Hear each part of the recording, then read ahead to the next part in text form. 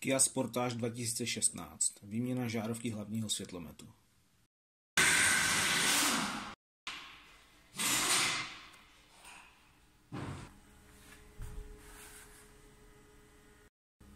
Odděláme zadní víko.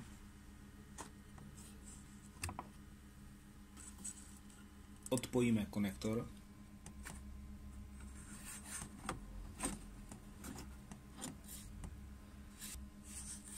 Vyhákneme pojistku.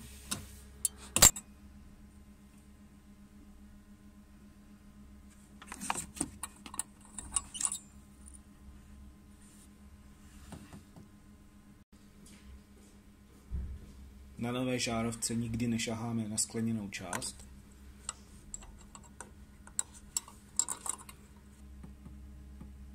Žárovku dáme tak, aby seděla.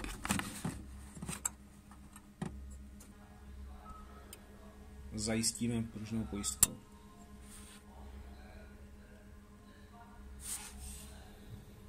Zapojíme zpátky konektor.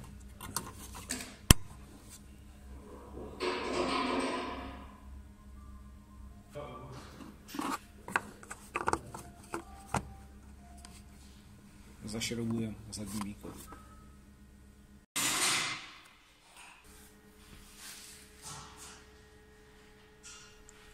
Případně řídíme světlomet.